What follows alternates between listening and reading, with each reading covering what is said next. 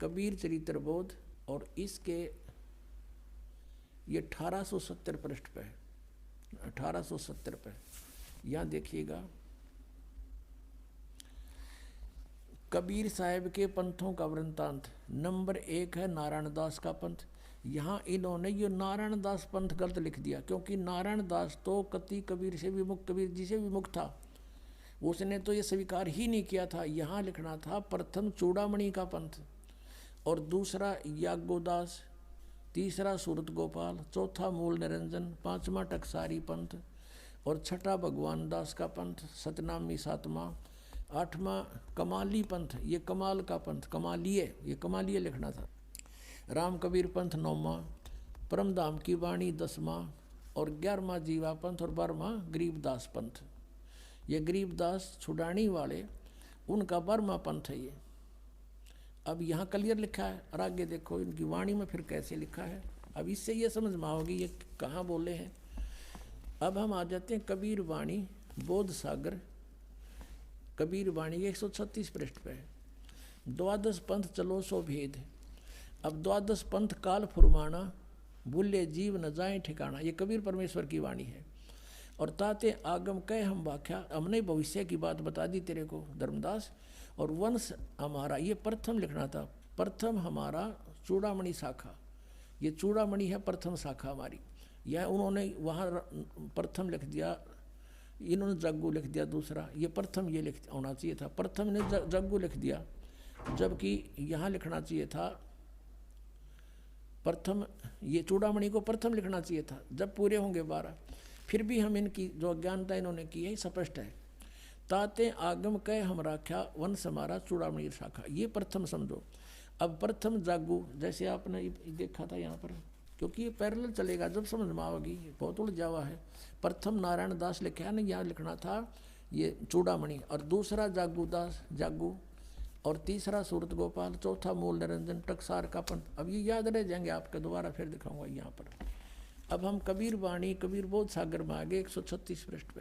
ये प्रथम जागू लिख दिया इन्होंने, ये दूसरा जागू होना चाहिए था, और तीसरा सूरत गोपाल, मूल निरंजन की वही नो के नो, वहाँ क्लियर लिखा हुआ है टकसार का भेद, ये बीजक पंथ, जीवा का पंथ बोले इसने।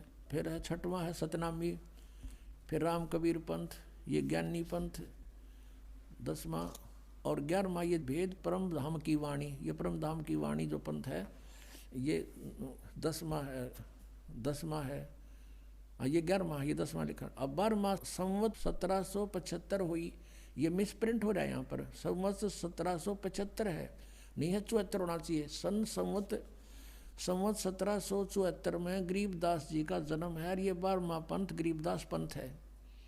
संवत 1774 और सन 1717 में गरीबदास जी का जन्म हुआ था। और ता दिन प्रेम प्रगटे जग सोई, यानी गरीबदास जी के बाद कबीर साहब की फिर से महिमा हुई थोड़ी थोड़ी। आगे देखा, आज्ञा रहे ब्रह्म बोध लावे, कोली चमार सब के घर खावे, साख हमारी लेस जीव समझावे, असंख्यों जन्म ठोर नहीं पावे। ये 12वें पंथ प्रगट है वाणी, ये 12वें पंथ के विषय में बता रहे हैं कि ये मेरी महिमा की वाणी प्रगट फेर होएगी। 12वें पंथ 12वां पंथ गरीबदास पंथ, फिर देख लीजिए, ये है कबीर चरित्र बोध में, और 1870 पे कबीर साहब के 12 पंथों का, ये 12वां पंथ गरीबदास पंथ है। अब 12वें पंथ का हम फिर आगे यहाँ पर 136-37 पर बोध सागर में, और कबीर वाणी चैप्टर पे 12वें पंथ प्रगट हुआ वाणी, हवे होता है यो, 12वें पंथ प्रगट हुआ वाणी, और शब्द हमारे का निर्णय ठानी।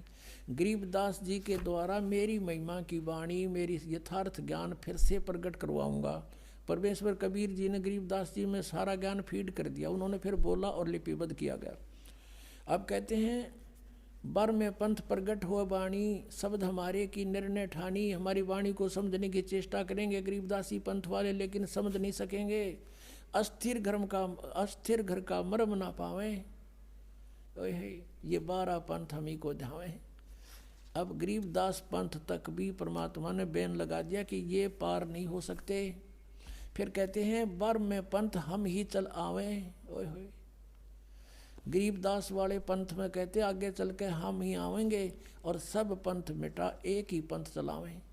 क्लियर हो गया कि 12वें पंथ में मेरी महिमा की वाणी प्रकट होगी, जो थोड़ी बहुत गड़बड़ कर गए हैं वो फिर सुचारू करवा दूंगा। और 12वें पंथ में हम ही आवेंगे। अब परमात्मा नहीं आए तो इस दास को भेज दिया अपने को, लेकिन शक्ति उन्हीं की काम कर रही है। और सब पंथ मिटा एक ही पंथ चलावें। अब देख लेना कुछ दिनों में इस विश्व में एक ही पंथ रहेगा, एक ही भक्ति का मार्ग रहेगा। अब फिर क्या कहते हैं कि प्रथम चरण कलयुग निराणा, तब मगर मांडो मैदाना। धर्मराय से मांडो बाजी, तब धर बोधो पंडित काजी। अब कहते हैं प्रथम चरण जो होगा, 3 चरण बताए हैं, एक प्रथम एक लास्ट और ये मध्य का। तो प्रथम कलयुग में वहां से शुरू हुआ, परमात्मा मगर से सह शरीर गए थे, लाखों लोगों के व्यक्तियों के उपस्थिति में, ये प्रथम चरण था। अब यहाँ से समझ में आओगी कि 12वें पंथ में मेरी वाणी प्रकट होगी, सही ज्ञान उससे मिलेगा। अब यहाँ कहते 5505 तब ये शब्द होगा साचा। ओए होए, कहते 5505 वर्ष जब कलयुग बीते हम प्रकट होंगे, सब ज्ञान सब पंथों को मिटा के एक पंथ चला देंगे। धर्मदास मोरी लाख दुहाई, ये मूल शब्द बार ना जाई, ये बार है। और पवित्र ज्ञान तुम जग में बाखो, मूल ज्ञान तुम गुप्त राखो। मूल ज्ञान जो बाहर पढ़ी, ये बिचली पीढ़ी वंश हंस नहीं तरही। 33 अरब ज्ञान हम बाख्या, और मूल ज्ञान हमने गुप्त ही रखा। गोय माने गुप्त। मूल ज्ञान तुम तब तक छिपाई, जब लग 12 पंथ बिटाई। अब ये 12 पंथों का नाश हो जाएगा, क्योंकि उनके पास भक्ति का कुछ नहीं, उनकी विधि का पता। अब सच्चाई अब हम प्रकट करेंगे। अब यहाँ देखिएगा, ये कबीर बोध कबीर वाणी हम पढ़ रहे हैं, इसमें और कंसेप्ट क्लियर कर दिया। 134 पृष्ठ पे यहाँ लिखा है कि वंश प्रकार, प्रथम वंश उत्तम, ये चूड़ामणि जी हैं, ये प्रथम वंश तो उत्तम। दूसरा वंश अहंकारी, वो जागू। और तीसरा वंश प्रचंड। चौथा वंश बिरहे। 5वां वंश यह निंद्रा। और 6ठा वंश उदास। 7वां वंश ज्ञान चतुराई। और 8वां वंश 12 पंथ विरोध। 9वां पंथ वंश पूजा। और 10वें वंश प्रकाश। 11वें वंश प्रगट पसारा। और 12वें वंश हवे प्रगट उजियारा। 12वें में गरीबदास जी 12वां पंथ हो गए। इनके द्वारा मेरी वाणी का 12वें वंश प्रगट हुए उजियारा। मेरी वाणी का यानी मेरी महिमा फिर से कुछ उजागर होएगी। और 13वें वंश मिटे सकल अंधियारा। ये दास 13वां वंश है उस परम पिता का। कहते हैं सारा अंधेरा मिट जाएगा, ईसा ज्ञान देगा, वो सब तरह से सेट कर देगा। 13वें वंश मिटे सकल अंधियारा। एती दगा काल की समाई, तत्बिंदु की टेक रह जाई। ये काल का इतनी दगा होगी, फिर भी तत्व ज्ञान कहीं ना कहीं सदगतों में छुपा ही रह जाएगा। अब आपको जिसलिए सारा कुछ प्रकरण दिया है, जैसे आप जी ने ऋग्वेद मंडल नंबर 9 सूक्त नंबर 1 मंत्र 8-9 में स्पष्ट देख लिया कि उस परमेश्वर को उग्र गतियां प्रेरणा करती हैं, और वो परमात्मा एक सुंदर शरीर को प्राप्त होता है, भासमान शरीर को। और उसके 3 प्रकार का शरीर होता है। और जब उन 3 प्रकार के शरीरों में जो लीला करता है, उनमें से एक में शिशु रूप धारण करके आता है, तब कुंवारी गाय से दूध पीता है। अब जैसा कबीर सागर में लिखा था, तो वहाँ इसमें करेक्शन करने वालों ने उन्होंने सोचा कि रामानंद से ही जोड़ दिया कि उसने न्यू बता दी तुम कुंवारी गाय का दूध पिएगा। और आगे लिखा वो दूध, वो फिर दूध चला गया, वो दूध का प्रकरण काट दिया इन्होंने। फिर भी मालिक की दया से वो 2 पंक्ति रहेगी। अब गरीबदास जी ने वो निर्णय किया है क्या, अब पढ़ के सुनाते हैं आपको। अब परमात्मा ने जो बताया कि मेरी वाणी प्रकट होएगी 12वें पंथ में, गरीबदास वाले पंथ में। लेकिन गरीबदास जी की वाणी को भी गरीबदास के पंथ वाले, उससे पहले वाले कोई नहीं समझ सकेगा। ये मेरी वाणी का निर्णय करने की चेष्टा करेंगे, पर इनको ज्ञान नहीं होगा। और ये 12 पंथ हमी को जावे, अस्थिर घर का मरम नहीं पावे, असंग जन्म ये ठोर नहीं पावे। अब इस दास के साथ क्या हुआ कि हम छुड़ानी जाते थे, जहाँ गरीबदास, आदरणीय गरीबदास साहिब जी का जन्म हुआ था, जहाँ परमात्मा कबीर देव जी उनको जंगल में आकर मिले थे, हमारे पूज्य गुरुदेव जी वहाँ जाते थे। एक लिंक जोड़ना था, पहले लिखा हुआ था, इसलिए गुरु जी के सतलोक जाने के बाद हमारा वहाँ पर बहुत विरोध हो गया, क्योंकि हम सच्चाई बतावें, वो अनुवाद गलत करें गरीबदास जी की वाणी का, तो हमारा उनका पार नहीं पड़ी, हमने अलग से आश्रम सेट करना पड़ा। फिर वो इतने विरोधी हो गए कि हमारे साथ हमारी पता नहीं कितनी उन्होंने अफवाहें फैलानी शुरू कर दी, वो गुंडा है, बदमाश है, झूठा है, यूँ है, तो वो कांड करवा दिया करो था कुछ। ये और दूसरे पंथी लाग दिया, आर्य समाज वाले जो उनकी पोल खोल दी, दास ने सच्चाई बता गए, तो सब ने मिलकर ये पंगा पा दिया। लेकिन भगवान का साथ जिसके साथ है उसका कोई कुछ नहीं बिगाड़ सकता। पहले से 1000 गुना आगे बढ़ गया हमारा पंथ, पूरे विश्व में चला गया परमात्मा का ज्ञान, क्योंकि ये परमात्मा का चलाया हुआ है। और इसमें जो बाधा करता है भगवान के मार्ग में, वो तो अंधा गधा है। हिरण्यकशिपु अंधा गधा था, छाती तोड़वा के मान्या, कहते हरना कुछ छाती तोड़वाई और ब्राह्मण बाणा कर्म कसाई। आचार्य को आवर जुल्म इसे करें, तो वो कहते हैं इसे, ये पापी कहते हैं हरना कुछ छाती तोड़वाई और ब्राह्मण बाणा और कर्म कसाई। वो तो भगत को आवे और कर्म अपने बेटे ने भी मारे अभिमान के बस। तो कहने का भाव ये है कि ये आचार्य को आवे और गुरु और अपने शिष्यन पर मित करें, झूठ बोला झूठ बोला, हम तो प्रमाण दिखाते हैं, और जो तुमने लिखा है वो रूबरू कराते हैं। पता झूठ क्या कहाँ बोल दी मैंने, मत लिखा हुआ दिखाता हूँ, आपके गुरु ने ये लिख रखा है और वेद ये बता रहे हैं। बता झूठ कब बोल गया मन, तो फुर्सत है कोई ना झूठ बोलने की, टाइम है कोई नहीं, कोई सारी ये साची दरी भगवान ने लिख रखी।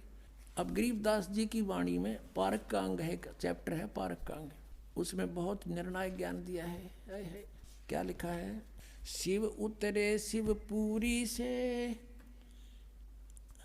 अवगत बदन विनोदी, मैं के कमल खुशी बहे लिया ईस को गोदी।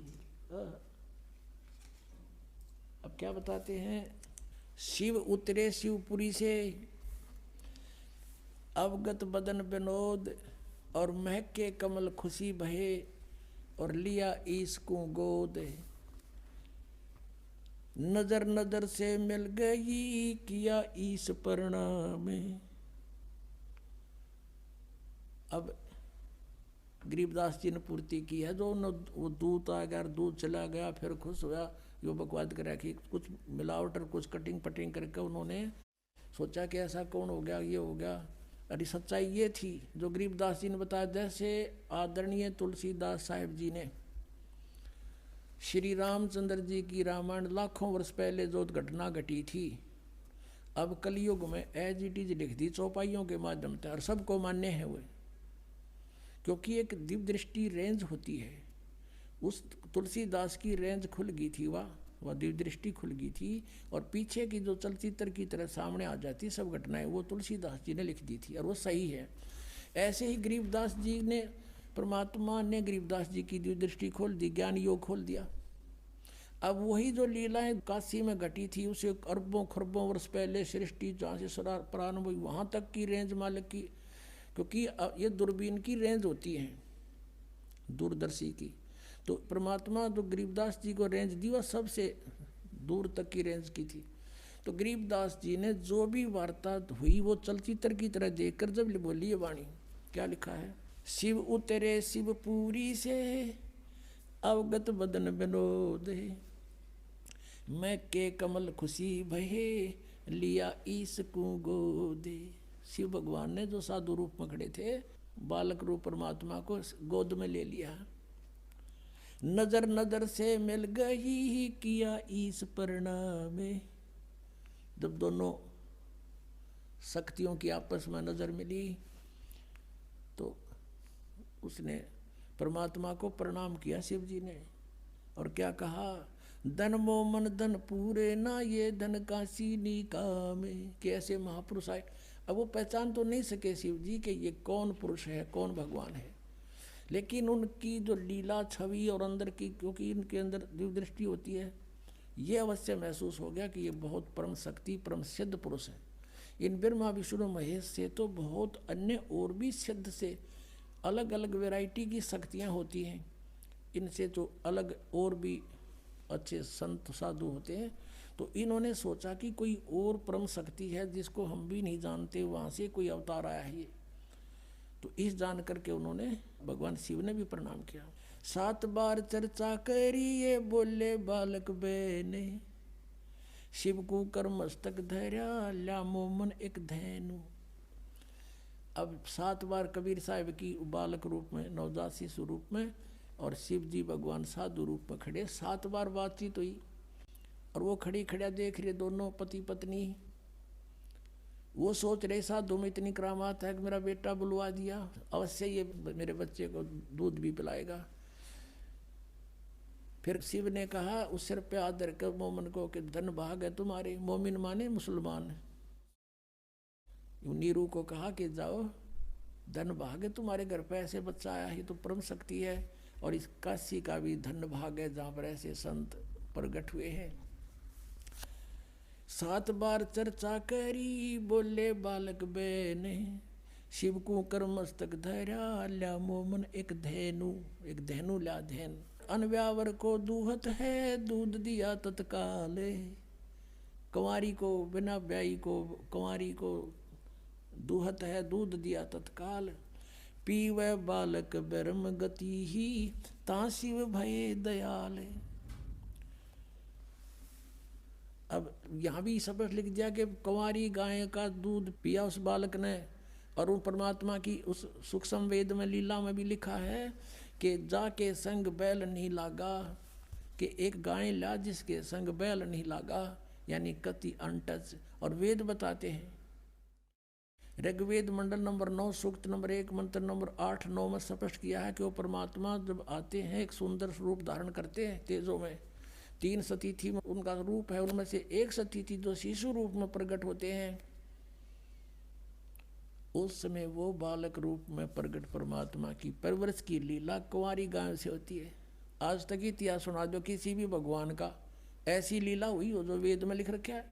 और जिन्होंने भगवान को देखा उन महापुरुषों ने अपनी एफिडेविट दे रखे हैं। हम सुल्तानी नानक तारे दादू को उपदेश दिया, जात जुलाहा भेद न पाया, ये काशी महे कबीर हुआ। बोलो सतगुरुदेव की जय हो।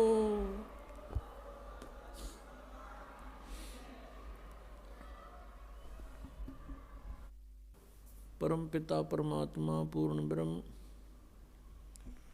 सर्वसृष्टि रचनहार कुल मालिक कबीर साहिब जी, ये हम सभी आत्माओं के पिता हैं, ये परमात्मा हैं। पुण्यात्माओं, आध्यात्मिक ज्ञान इतना उलझ चुका है कि इसको अब सुलझाना बहुत ही कठिन हो रहा है। ये ऐसा क्यों हो रहा है? हमारे सद्ग्रंथ क्या बता रहे हैं और हमें ज्ञान क्या मिला? इसका कारण क्या था? इसका कारण है कि ये जिस लोक में हम रह रहे हैं ये काल का लोक है। यहाँ कोई जीव सुखी नहीं, और ये नहीं चाहता, ये यहाँ का जो स्वामी है ब्रह्म जिसको कहते हैं, सरपुरुष भी कहते हैं, ज्योत स्वरूपी निरंजन भी इसी को कहते हैं, ये नहीं चाहता कि यहाँ के प्राणियों को परमात्मा के विषय में जानकारी हो। इसको भय बना रहता है कि यदि इनको अपने मूल स्थान का ज्ञान हो गया और वहाँ के सुख से ये परिचित हो गए, यहाँ कोई नहीं रहेगा।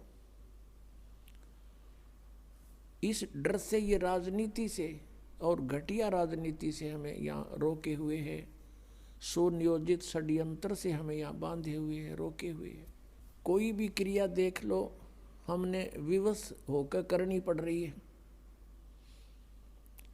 शरीर ऐसा दे दिया, यदि इसके अंदर टुकड़ा ना डालेंगे तो ये काम नहीं करे।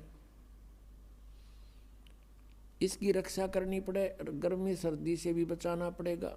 सारा जीवन हम इसी शरीर के पालन पोषण में लगे रहते हैं, इसी के रख रखाव में पूरा जीवन खो देते हैं, अंत में इसको भी खत्म कर देता है। यदि ये ना नष्ट होता हो तो कोई दिक्कत ना थी। हम इतने ढीठ हो रहे, इन दुखों को भी देख लेते, कोई पड़े रहते अभी। लेकिन ये नष्ट भी साथ होता है, ये डर साथ बना रहता है।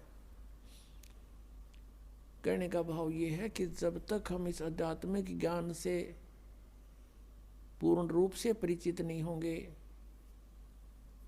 हम परमात्मा की भक्ति ना तो कर सकते और ना ही अपने उद्देश्य में सफल हो सकते। तो इसके लिए हमने उस परमात्मा को पहचानना है। जैसे आज सुबह के सत्संग में आपको सुनाया था कि पूर्ण परमात्मा परम अक्षर ब्रह्म वो स्वयं ही सतलोक से चलकर आता है और अपनी प्यारी आत्माओं को, अच्छी आत्माओं को मिलते हैं, उनको तत्व ज्ञान से परिचित कराते हैं। परमात्मा ऊपर सतलोक में रहते हैं, तीसरे मुक्ति धाम में विराजमान है। अपनात्मा ये चारों वेद प्रत्येक प्राणी के हृदय में समाये हुए हैं, जो विशेषकर हिंदू समाज से संबंधित है। और सभी ये कहा करते हैं कि वेद तो एक सत्य ज्ञान है, वेदों में जो लिखा वो फाइनल है, सत्य है। इसके साथ साथ पवित्र चारों वेदों के साथ साथ पवित्र श्रीमद् भगवत गीता जी और साथ में पवित्र 18 पुराणों को पवित्र हिंदू समाज एक बहुत आदर की दृष्टि से देखता है और इनको सत्य ज्ञान युक्त मानता है, इसको सत्य ज्ञान युक्त मानता है। लेकिन इन ग्रंथों में थोड़ा सा अंतर है। पवित्र चारों वेद और पवित्र श्रीमद् भगवत गीता, ये दोनों का मिलता जुलता ज्ञान है, ये गॉड गिवन है। और पुराणों का जो ज्ञान है वो ब्रह्मा जी का दिया हुआ है, और ब्रह्मा जी से आगे सुना उन ऋषियों ने, दक्ष आदि ऋषियों ने, मनु आदि ने, और अन्य से सुनते सुनते उन्होंने कुछ ब्रह्मा जी के विचार, कुछ अपना अनुभव, कुछ अपनी सोच, अलग अलग, जैसे भी 18 पुराणों के 18 वक्ता हैं। 18 पुराण इसलिए होगी कि उनके वक्ता भिन्न भिन्न हैं, उन्हीं के नाम से उन्होंने अपने अपने हिसाब से उन 18 पुराण बना दिए। वैसे ही 18 पुराणों का ज्ञान एक ही बोध माना जाता है। तो ये जो ज्ञान है पुराणों का, ये गॉड गिवन नहीं है। पवित्र चारों वेद गॉड गिवन है। पूर्ण परमात्मा परम अक्षर ब्रह्म ने इस ज्योत स्वरूपी निरंजन के हृदय में डाल दिए थे, इसके अंतःकरण में डाल दिए और समय निर्धारित कर दिया कि इतने समय के उपरांत ही अपने आप इसके श्वासों से बाहर आएंगे। जैसे परमात्मा की व्यवस्था है, माता को गर्भ रहता है, 9 महीने के बाद ऑटोमेटिकली वो बाहर आ जाता है। इसी प्रकार परमात्मा ने इसमें व्यवस्था की। जब ये 5 बाहर आ गए, इसने देखा कि इनमें कोई ऐसी जानकारी तो नहीं है मेरी पोल पाट जा, किसने? ज्योति निरंजन ने। फिर इसने देखा 5वां वेद जो है ये सारा भेद दे रखा था ऊपर का, सतलोक का, कैसे जाना है और किस प्रकार, कौन परमात्मा है, तुम यहाँ कैसे फंसे थे।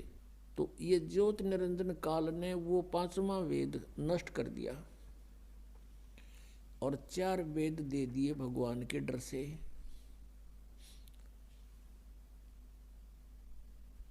इन 4 वेदों में पूर्ण परमात्मा की महिमा है, साथ साथ में इसकी भी महिमा है। ये कितने सत्र का भगवान है, इसकी भक्ति से कितना लाभ हो सकता है।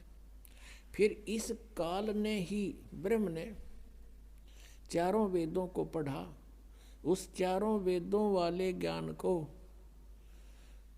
श्री कृष्ण जी में प्रवेश करके इसने बोला। इसमें थोड़ा सा इसने एक आध जगह गड़बड़ करने की चेष्टा की है और उसमें कहा कि ये मेरा मत है। यदि इसका मत वेदों से मेल खाता है तो वेद ज्ञान है वो, और इसका मत वेदों से मेल नहीं खाता है तो इसका अपना ही विचार है, वो भी नहीं मानने हमने केवल वेद ज्ञान को मानना है, और पांचवा वेद परमेश्वर ने स्वयं आकर के बोला था उसको मानना है। 18 पुराणों को हमने सहयोगी शास्त्र मान रखा है कि इसमें जो लिखा है इनमें इन ब्रह्मा विष्णु महेश जी की जीवनी है और इन्होंने लिख रखी है, तो इसको हमने इसलिए सत्य मानना है कि इनमें जो लिखा है इनकी सतीथि वह सही लिख रखी है। और जो पुराणों में वेदों के विपरीत ज्ञान है वो मान्य नहीं है। विपरीत कौन सा है? जैसे वे ऑफ वर्शिप, बाकी जो ज्ञान है वो तो वेदों से अलग है ही, वो तो हमने सिर्फ उनकी अपनी जीवनी है, ब्रह्मा जी की क्या स्थिति है, विष्णु जी की क्या स्थिति है, भगवान शंकर की क्या स्थिति है, इस तरह की कहानियाँ इसमें लिखी हुई है, इनकी लीला लिखी है। उसके साथ साथ फिर अपने ऋषियों ने अपना अनुभव लिखा हुआ है, तो उनका अनुभव यदि वेदों के अनुसार नहीं है, वे ऑफ वर्शिप उसकी ऐसी नहीं है तो नहीं मानेंगे हम। उन्होंने अपनी मर्जी से किसी में कोई मंत्र लिखा है, कोई कुछ लिखा है, वो नहीं मानेंगे क्योंकि वो उनका अपना सोच है, वेद ज्ञान नहीं है वो। तो इस कारण से वेदों का ज्ञान जो है वो फाइनल है, और पुराणों का ज्ञान भी हम केवल इसलिए मानते हैं कि जो ब्रह्मा विष्णु महेश को अजरो अमर कहा करते थे, सर्वेश्वर कहते थे, कालज्य और मृत्युंजय कहते थे, और वो यही कहा करते थे कि शिव पुराण में ऐसा लिखा है, विष्णु पुराण में ऐसा लिखा है, और मार्कंडेय पुराण में ऐसा लिखा है, ब्रह्मा पुराण में ऐसा लिखा है। आज हमने उन पुराणों में जो पढ़ा वो ब्रह्मा विष्णु महेश की स्थिति जैसा वो बताते थे उसके विपरीत है, और पुराण वही है। तो हमने पवित्र वेदों में ये जानना है कि उन वेदों में क्या लिखा है, क्योंकि वेद परमात्मा की ही महिमा से परिपूर्ण है, और उन वेदों ने हमें क्या बताने की चेष्टा की है। हमने उन पवित्र सदग्रंथों से ये जानना है कि भगवान कैसा है और कौन है, कहाँ रहता है, उसको कैसे पाया जाता है, हम यहाँ किस लिए दुखी हो रहे हैं, हम यहाँ क्यों भटक रहे हैं। ऋषि महर्षि भी चले गए यहाँ जख मार के, उनको भी रास्ता नहीं मिला, ये कारण क्या है। परमात्मा ने कहा कि 9 मन सूत उलझिया, ये ऋषि रहे जखमार, और सतगुरु ऐसा सुलझा दे, उलझे ना दूजी बार। परमेश्वर ने कहा कबीर साहब ने कि ये 9 मन सूत उलझा दिया इन अज्ञानियों ने, और साथ में इस काल ने, ब्रह्म ने। पुण्यात्माओं, परमात्मा कपड़ा बुनते थे, जुलाहा थे, जुलाहे की भूमिका कर रहे थे, और 1 किलो सूत शेर का करते पहले, एक शेर 1 किलोग्राम सूत यदि उलझ जा सारा दिन ना सुलझे, क्योंकि जब उसने टूट गया तो गांठ पड़ेगी, गांठ पड़ेगी तो कपड़ा साफ बना नहीं, और कपड़ा सही नहीं बना तो बुनाई मिले नहीं, जुलाहे को फेंक देंगे ठाका कि इसमें 20 गांठ लगा दी तूने। तो परमात्मा कहते हैं कि एक शेर 1 किलोग्राम सूत को सुलझाने में सारा दिन लगाना पड़ता है। तो ऐसे ये आध्यात्मिक ज्ञान रूपी सूत 9 मन उलझा दिया इन्होंने। कोई कुछ ज्ञान बताता है, कोई कुछ साधना बताता है, जैसे श्रीमद् भगवत गीता अध्याय नंबर 4 के और श्लोक नंबर 25 से लेकर 31 तक यही बताने की चेष्टा की गई है कि कोई ऐसी साधना करता है, कोई ऐसी साधना करता है, कोई ऊपर को पैर करके योगासन करता है, कोई देवताओं की पूजा करता है, और कोई स्वाध्याय करता है, कोई तीक्ष्ण अहिंसावादी व्रत रखता है, जैसे मुंह पर पट्टी बांध के नंगे पैरों घूमना। और ये सभी अपनी अपनी साधनाओं को पापनाशक जानते हैं। फिर तुरंत कहा है चौथे अध्याय के 32वें श्लोक में कि इस प्रकार की बहुत विस्तार के साथ यज्ञ यानी धार्मिक अनुष्ठानों की जानकारी सच्चिदानंद घन ब्रह्म की वाणी में, उस परम अक्षर ब्रह्म ने जो स्वयं आकर के अपने मुख से जो वाणी बोली है, वो 5वां वेद है। जिस वेद को काल भगवान ने नष्ट कर दिया था, उसकी पूर्ति करने के लिए स्वयं परमेश्वर ने आना पड़ा, और उस ज्ञान को ऐसे तरीके से बोल के लिखवा दिया कि ये विद्वान पुरुष जो एजुकेटेड मानते थे संस्कृत के ज्ञाता, वो इन्हों सोचे ये तो ऊट पटांग बकवाद कर रखी है, इसमें कुछ को नहीं तो इसने भी नाश करा देते है। तो परमात्मा ने ऐसे गुप्त ढंग से, ऐसी वाणी से, सिंपल सी ऐसे लोकल सी भाषा बोल के पूरा माल भर दिया, उसमें पूरा ज्ञान ठोक दिया, और फिर अपने प्यारी आत्मा से बता दिया कि अभी इसको डिस्क्लोज ना करना। जिनके समझ में आई बात, जिनको परमात्मा मिले, सचखंड दिखाया, वापस छोड़ा, उनसे प्रतिज्ञा करवा दी थी कि धर्मदास तो 1,00,000 दुहाई, ये मूल ज्ञान अभी की तो बाहर न जाई। मूल ज्ञान बाहर जो पढ़ी, ये बिचली पीढ़ी हंस नहीं तरही।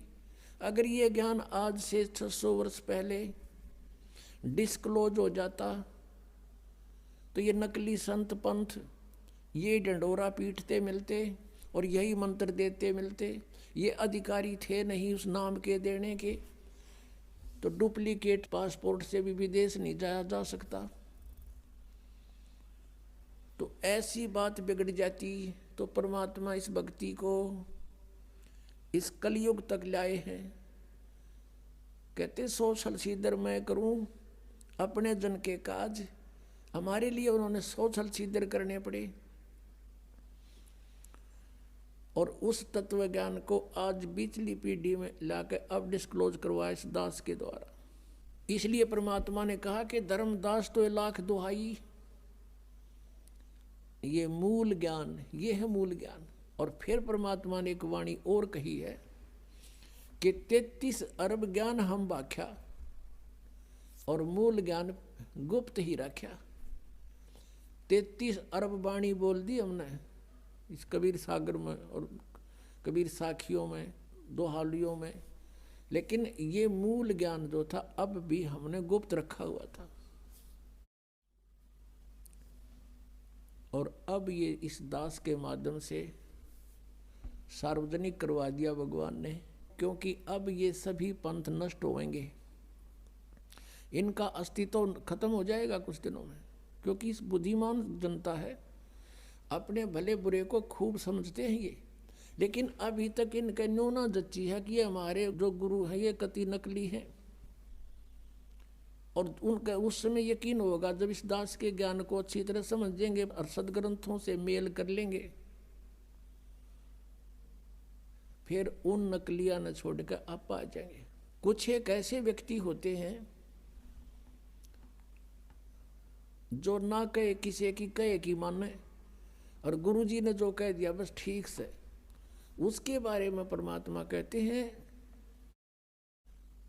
कि चातुर प्राणी चोर है और मूड मुग्ध है ठोठ, संतों के निकाम के इन दे गड़जोट।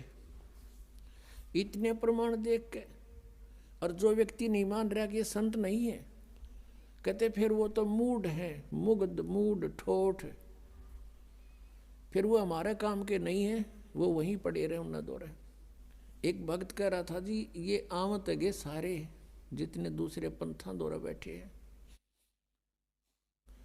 उसने एक उदाहरण दिया कि जैसे बाई बस ट्रेवल कर रहे हैं और रास्ते में कई बार बस खराब हो जाती है,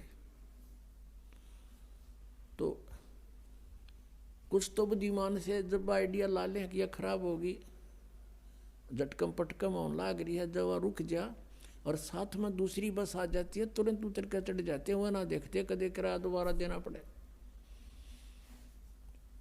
कुछ ऐसे होते हैं कि कंडक्टर ड्राइवर ने कह दे भाई गाड़ी खराब होगी, वो उतर के फिर दूसरी में बैठे।